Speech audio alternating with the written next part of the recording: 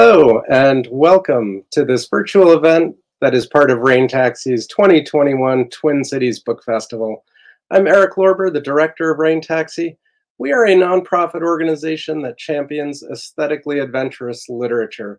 If you don't yet know much about us, I invite you to check out our website anytime after tonight's event to learn more about our quarterly magazine of critical writing and all the other great programs we produce to help drive readers to where writing is going, including the other upcoming events in this festival. Tonight's event, like most of our events, is completely free to attend, but if you're able to pitch in a little something, feel free to use the donate button at the bottom of your screen. Some funding for our festival comes from the Metropolitan Regional Arts Council and the Minnesota State Arts Board, but our most vital support comes from individual readers like you. Whether you're a one-time donor or you'd like to become a member and stay in touch with us year-round, we are grateful for your support. Don't forget there are other ways to participate tonight. You can use that chat for comments and observations. If you have a question for our author, put that in the Ask a Question box and we'll get to those. And of course, the best button of all, you can buy the book.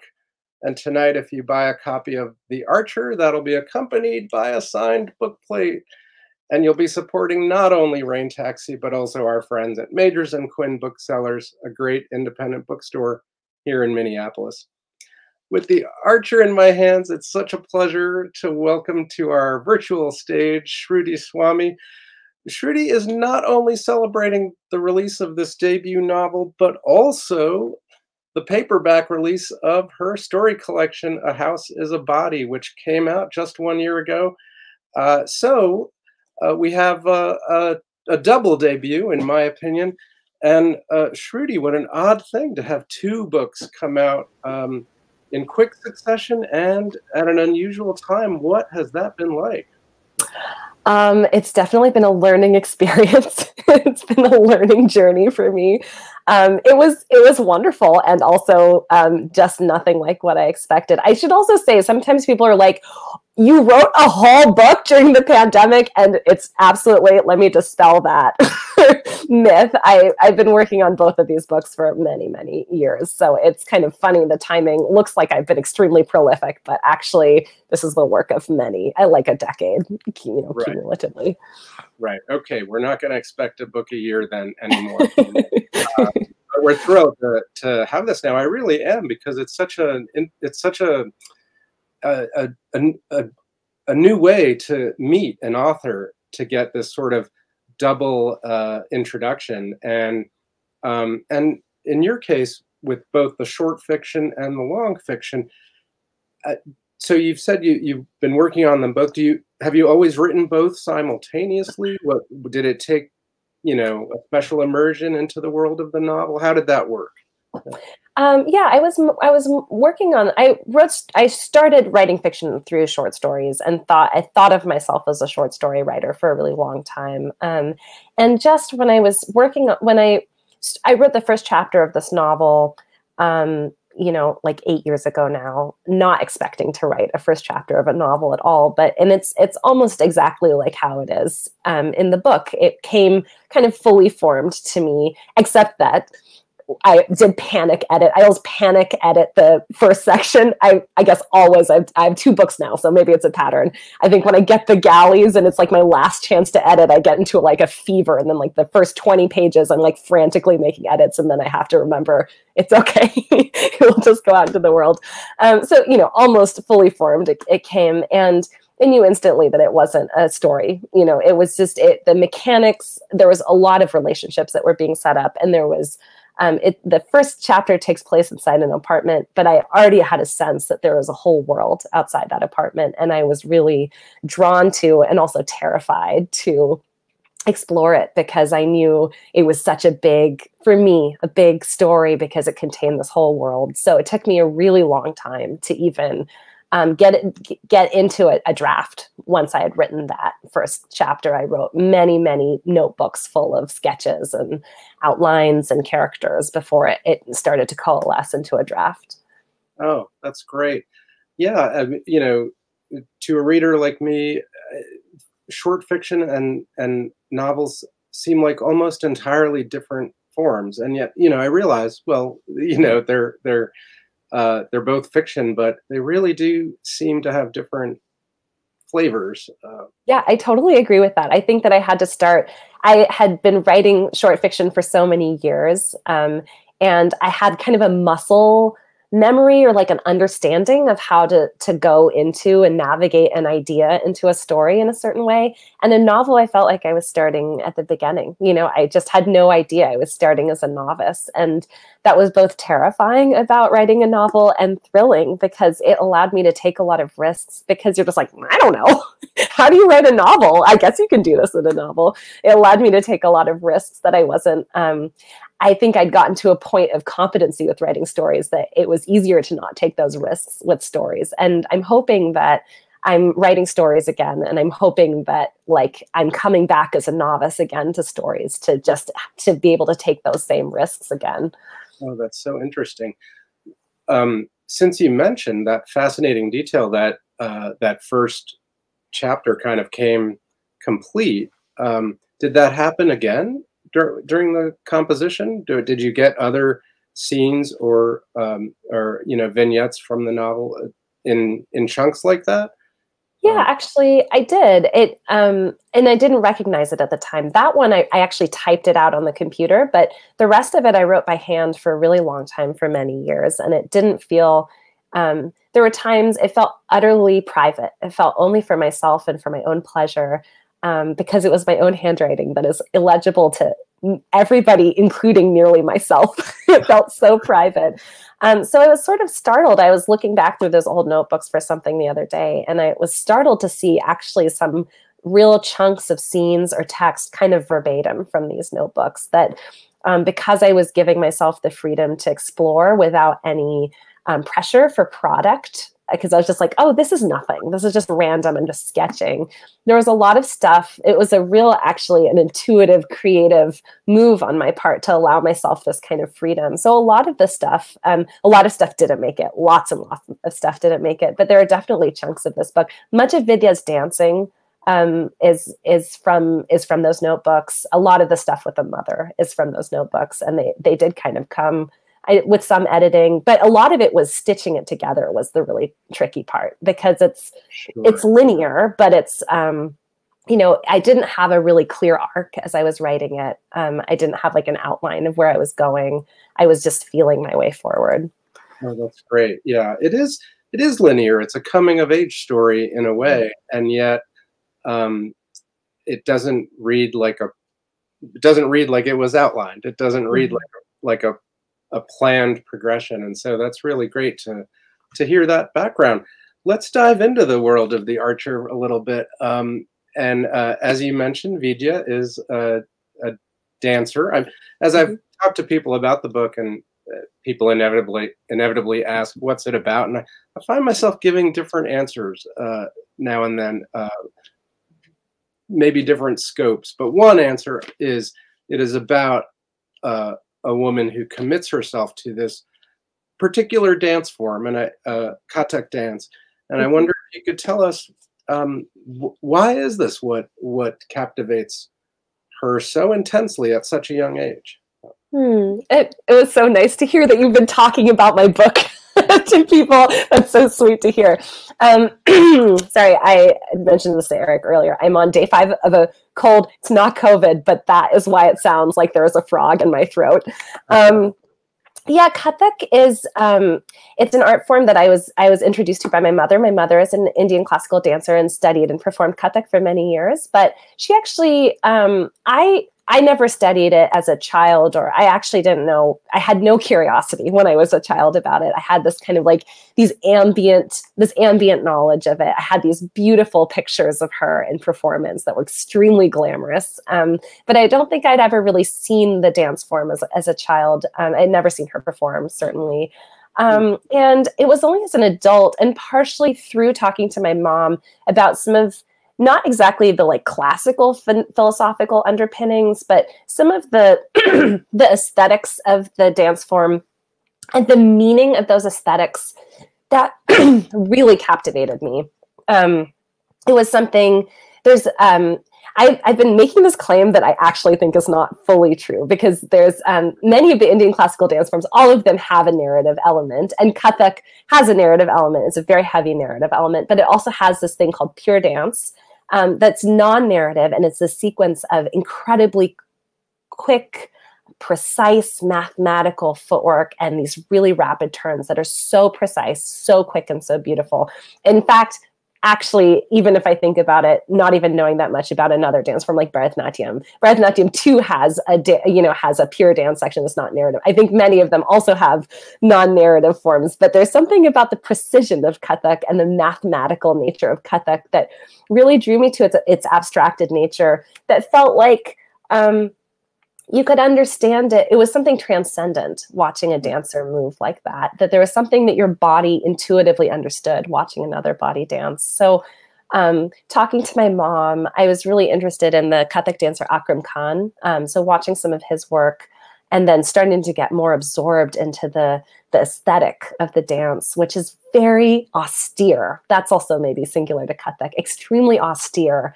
There is something like the purity, like the burning purity of that dance was really thrilling to me. And I do think probably I could have written a novel about any of the Indian classical dance forms, and that they are so beautiful.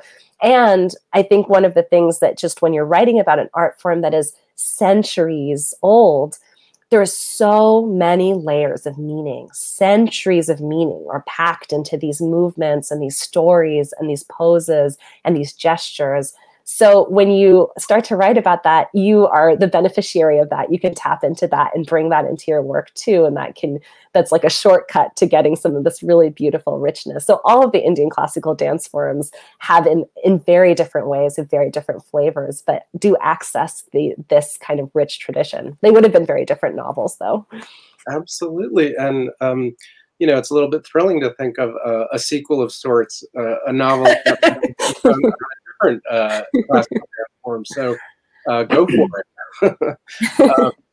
But wow, and thank you for that beautiful, rich perspective.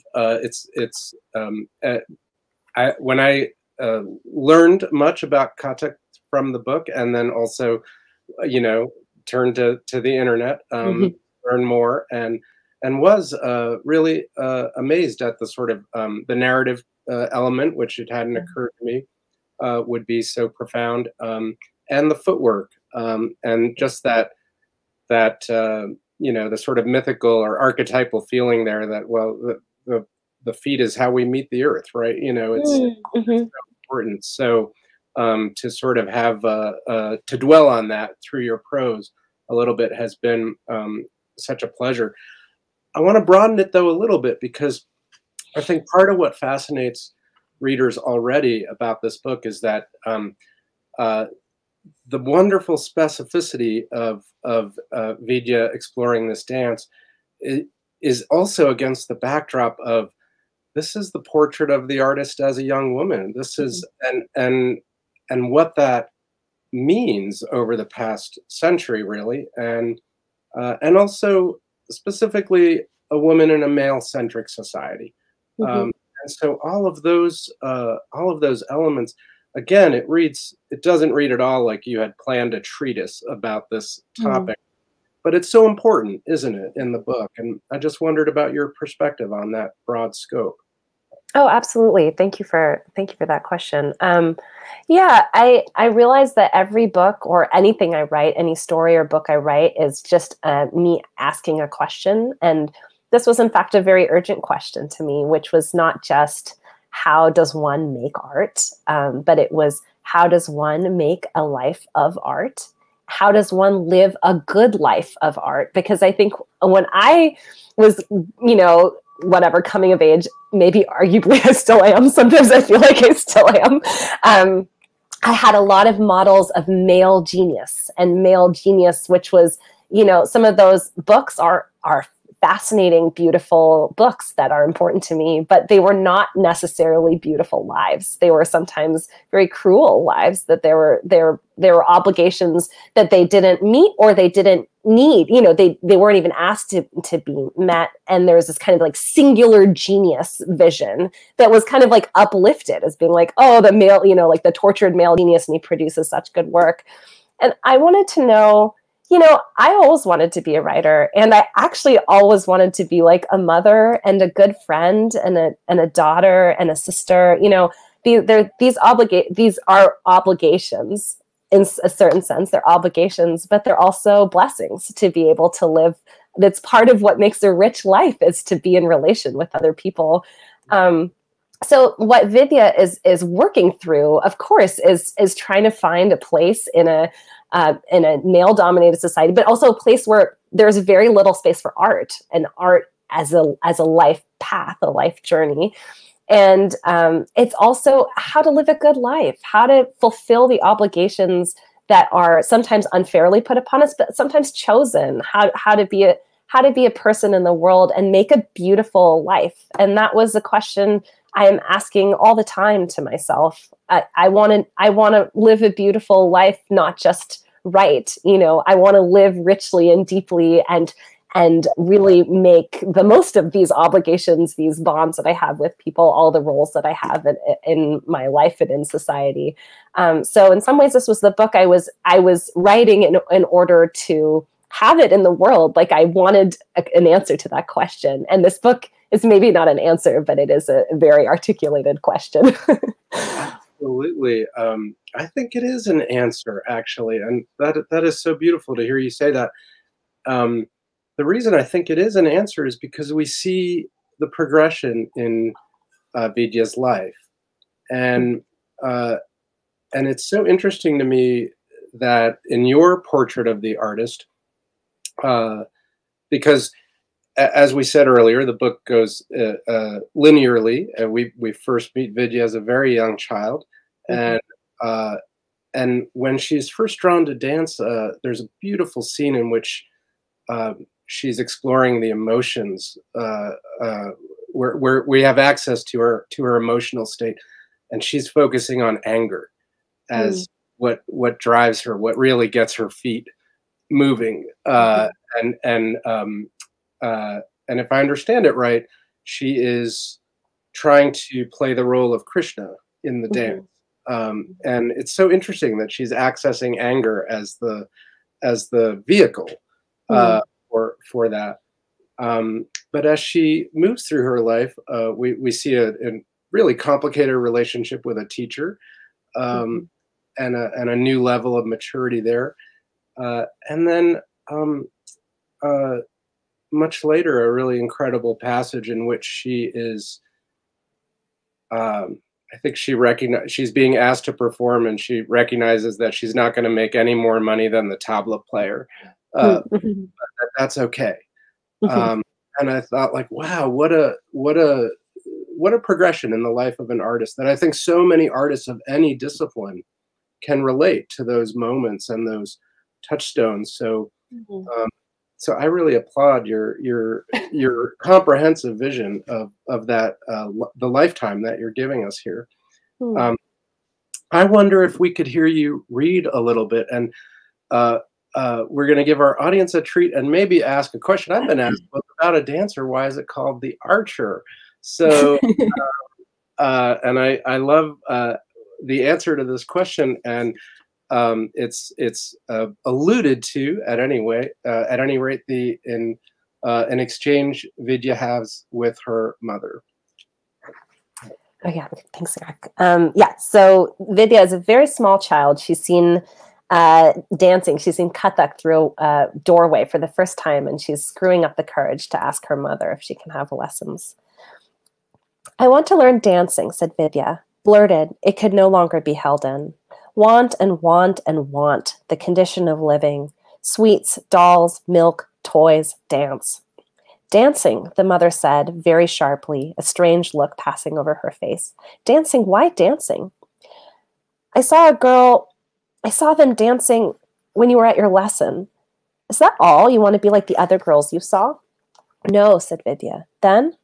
I don't know why. I want to. The strange look on the mother's face was pleasure. Her mouth stayed stern, but her eyes were smiling. You do, don't you? You know, I named you after a dancer. I saw her picture in the newspaper. I never thought. She looked like she understood something.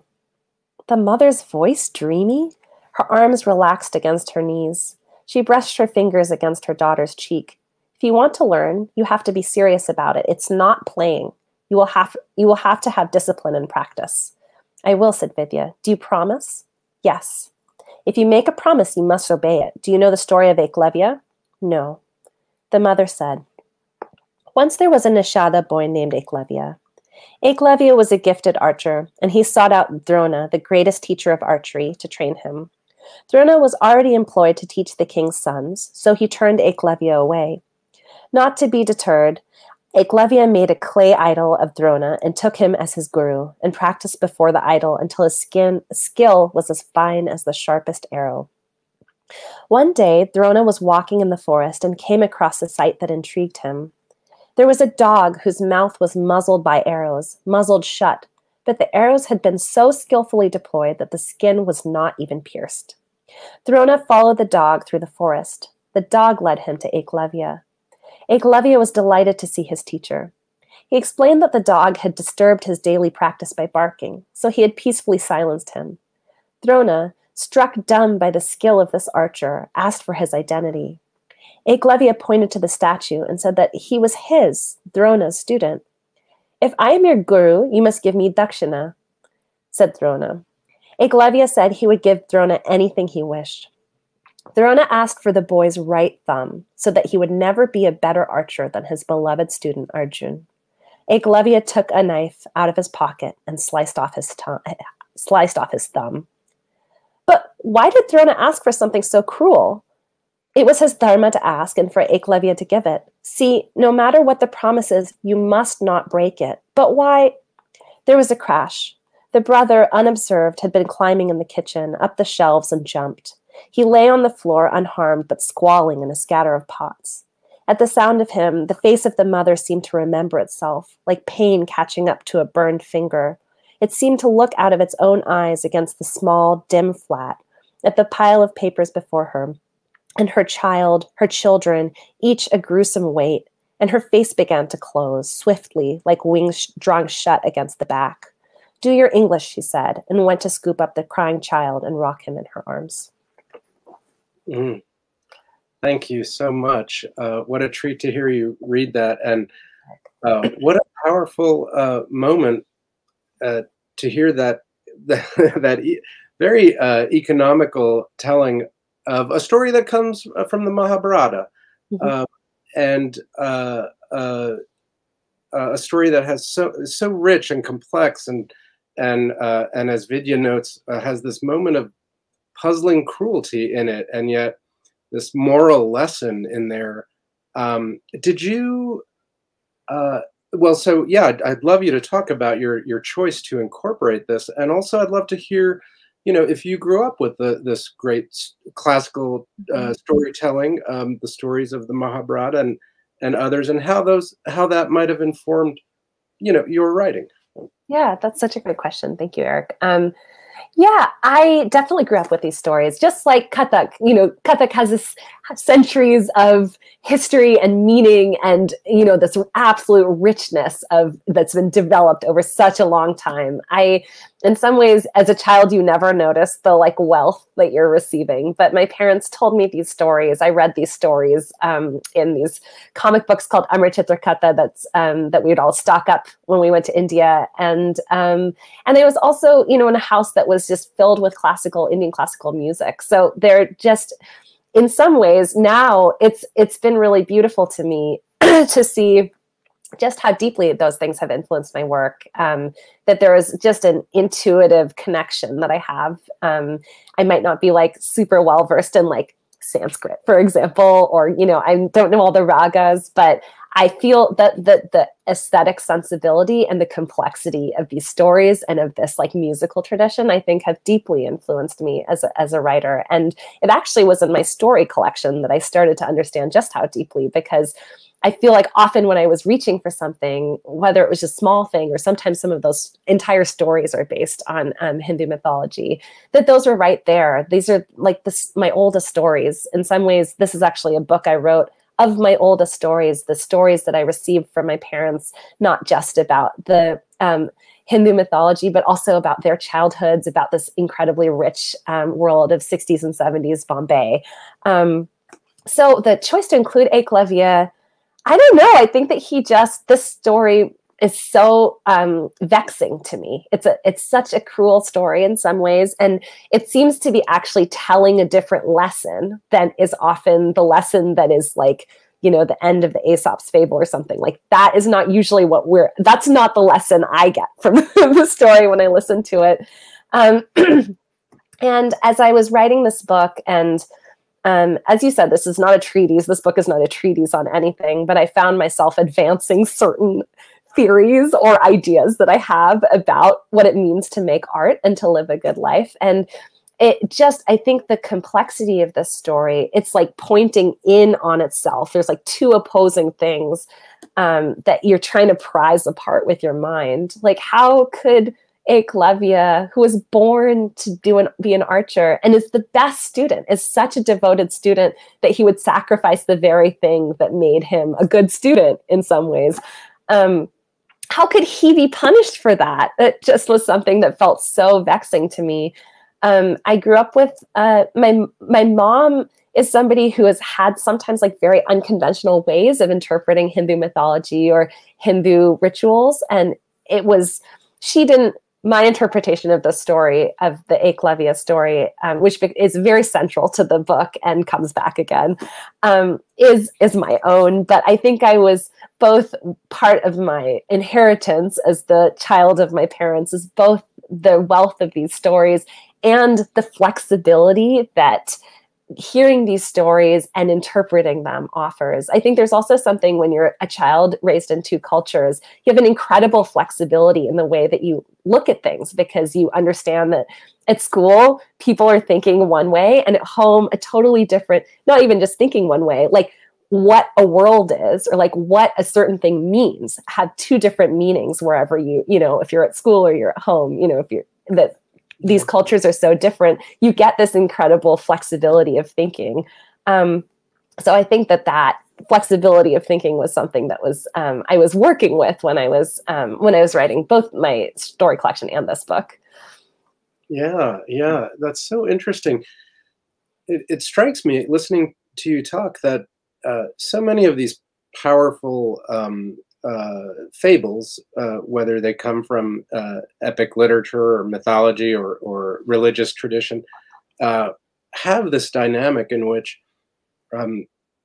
to interpret it, you really have to enter into one of the people. So you can be thinking about it from Eklavya's point of view, or you can be thinking about it from Drona's point of view, you know, and how that's really fundamentally going to change how you relate to it. And so thinking about that in the context of at home and at school, it creates a very multidimensional, that to me, it's a tribute to storytelling as well, that you embedded in the book. And I appreciate that so much. So you gave a hint to this, and I want to go deeper, because you mentioned that the book is set in the 60s and 70s Bombay, and I found that fascinating. Your whole portrait of that very fascinating. One, it's very restrained. We're not getting a ton of extraneous local color, but there are underpinnings that we all know. One being this is before the Indian government officially changed the name to Mumbai as a corrective to colonial imposition, and also, so there's a political subtext to me there that I'm trying to tease out. It's also an immersion of a world before cell phones and before the internet. Mm-hmm. And I found myself taking such pleasure in that, and in how that absence kind of affected how people behave.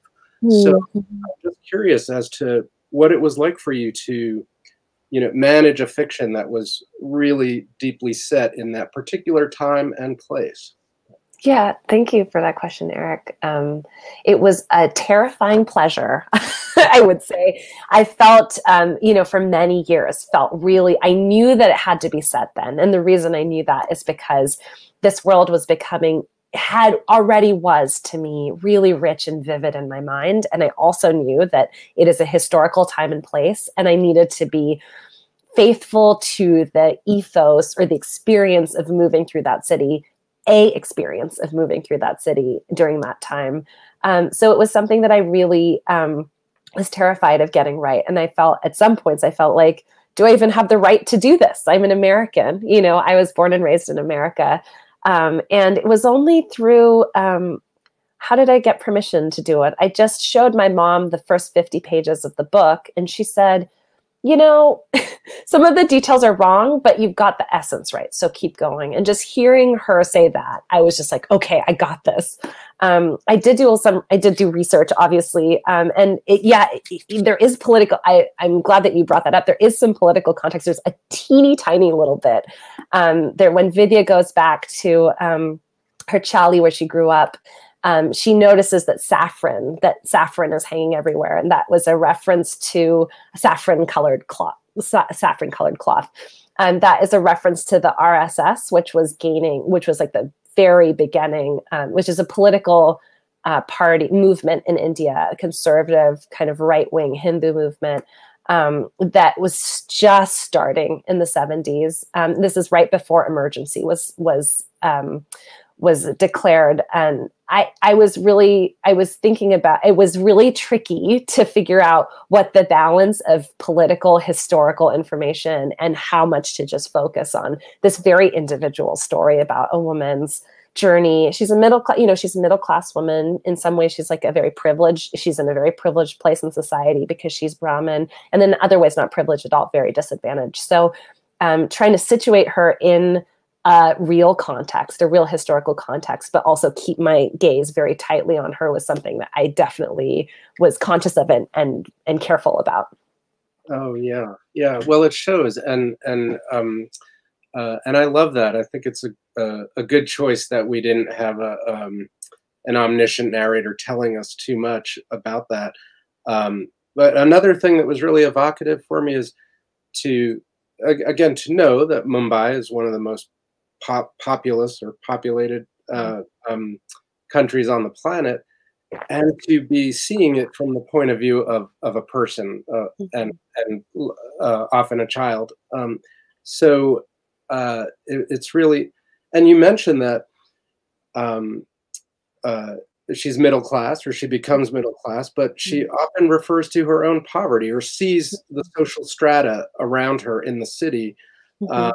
And her gender and her darker skin than some others, and all of those things resonate so heavily today, as does, hints of conservative governments and what they can lead to.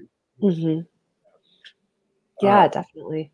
Yeah, I was just, as you said, Bombay being one of the most populous cities in the world. And I think that was actually something that really freed me to finally write about it, because I felt like each person is a universe. Like each person has their own path through a city. So there's so many books that exist, beautiful books that exist, that are taking Bombay or Mumbai in its entirety in like a much wider scope than my book. And I was like, okay, those people have already done it. This is Vidya's Bombay. And she's taking a very particular and actually very unconventional path through the city. So there's something sort of freeing about that. It's not the Bombay. It gets to be a Bombay. Right. Wonderful. I would say the other, for me, major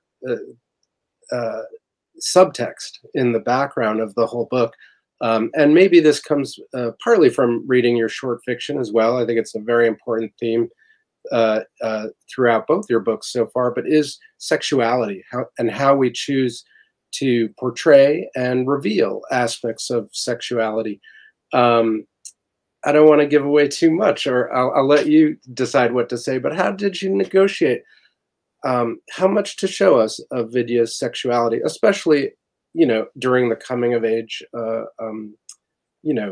progression? Mm-hmm. Well, this book is so much about the body. Both of my books are, I am a writer of the body, and that I feel like the most meaning that I can make as a writer is through the physical, like sensed and lived experience. And so sexuality is obviously a really important part of that, and about negotiating. It's like a beautiful way of showing how somebody can negotiate their own identity through action, right? And through like literally felt experience, physical experience. So it seemed very intuitive to me to include that as part of this journey, and in ways that I wasn't actually honestly planning anything. I just, these characters presented themselves to me, and I followed them where they wanted to take me. So yep, that's the end of my sentence. I have nothing else to say, I think. Well, I doubt that, but but it's fascinating. And I think something you do very well is show that it's not really a matter of checking a box, or, sort of, or even necessarily identifying or having it be that rigid. For example, Vidya feels from a very young age that she does not want to be a wife and mother. And no matter what happens, we sort of know that that's a feeling that she has had, and that has recurred for her. And that becomes an aspect of someone's identity or sexuality, that I think is important to recognize in ourselves and in others. So let's go there for a second. Motherhood, such another rich theme in the book, and even in the part you read earlier, we got a taste. I don't know if readers caught it, but in that section of the book where Vidya is a young child, her family is referred to as the mother and the brother. This is the only sort of context we have for these archetypal figures in her life. But she becomes a mother herself, and so motherhood. How it's such a rich theme in the book. How did that emerge as you composed it? It felt very natural, because so much of the early part of the book is about her relationship with her own mother. And in some ways, this is a book about what happens when mothers fail their children, and why that, in a sympathetic way, knowing what Vidya's mother is up against. There's a lot of reasons she's prevented from being the mother that her children need. But I think I was right. So I think I was writing into sort of a place of curious fear there, which is just, to me, it's almost unbearable to me to think about a child being failed. Like, it feels, that's just one of the deepest aches that I can feel, is thinking about a child being failed. So I wanted to ask, what happens when a child is failed by their parents, but their mother is the primary occupation of this book? And then how does that person create a self and live a good life, was the other part of that. And even if that person becomes a mother themselves, are they doomed? There's a lot of difficult things that happen to Vidya in the beginning of the book. There's a lot, her family's very fractured. She suffers some very intense loss. And that marks her. That's really a thing that makes her feel completely apart from everybody else. And even as she comes into herself and tries to establish an identity on her own terms, she's still haunted by this. She is asking the question, am I marked by this? Can I ever escape this? Is this my fate? Will I just come back to this at some point? And I wanted to, there's some sad things that happen in this book, but ultimately I was writing a book that I felt like was a hopeful book, and a book that is joyous, because I believe yes. I believe yes, you can still live a beautiful life, and you can still, you can still make meaning and make make beauty after you suffer these things early in your life that do mark you, and you must make peace with them, but you can go on. That actually doesn't answer your question at all, though, which was about motherhood. I'm sorry. I'm going to say, I think it does, actually. And beautifully. And also, Shruti, you have done such a good job of not giving away too much, because readers, there is so much here that as you live Vidya's life with her, you will be amazed by. So again, I want to remind everyone, you can buy the book and get a signed book plate with it. Shruti, it has been so great to speak with you. And to close us out, I do want to leave readers again with a taste of your prose, and check in with Vidya a little later in life than we heard at the beginning, but still dancing. Yeah, sure. So this is later, much later in the book. Yeah, I don't think I need to set it up too much. In fact, my husband didn't want me dancing at all, and I did so only in secret. If we had been living already in his parents' house, I wouldn't have dared. The walls have ears in such places, and even the chali would have frowned at my behavior, hearing, as they would, the distinct gold-textured noises of the bells. Here, no one marked me. In our neighborhood, screenwriters, bankers, high-level civil servants, and their wives spent their weeks and weekends in unpredictable bursts. Their fellowship was more casual, though no less competitive than that of the chali. And if I could glean anything from the murmurings and laughter of the kiddie parties that drifted up some afternoons into our open window, I was never invited, which was a relief to me. The pleasant scorn they regarded me with was the most comfortable thing they could offer us both. And this indifference emboldened me. I even danced with the accompaniment of the record player, a record of Zakir Hussain, and sometimes a record of the Beatles, especially Here Comes the Sun, whose crenellated rhythm was a pleasure to pass around and elaborate with my feet. I lifted the needle and placed it at the beginning of the song. Here I played, softly and desperately, letting myself off Kathak's swift track. And instead of putting my feet in pursuit of the music I heard and the movements I had through the week accumulated, I felt as though I had crept to my own balcony and called to myself. And I had come to myself when I was called, letting myself be held, quick and sorrowful, in my own arms. Thank you so much, Shruti. That is just wonderful. We greet you at the beginning of a great career and celebrate a wonderful debut with you. And to all those out there who call to themselves and aspire to hold themselves, take heart, and you will definitely get some good pointers from this beautiful book. I want to thank you again, Shruti, and I want to thank our viewers as we close. Remind everyone that we have some other great festival events coming up. And I want to thank our media sponsors, Minneapolis St. Paul Magazine, Minnesota Public Radio, the Star Tribune, and Twin Cities Public Television, as well as, again, the Metropolitan Regional Arts Council and the Minnesota State Arts Board. Their support comes from legislative appropriations to the Arts and Cultural Heritage Fund. Voters did that, so thank you so much. To all those viewing, thank you for watching, and thank you for reading, and good night. Thank you. Thank you, Eric. Good night.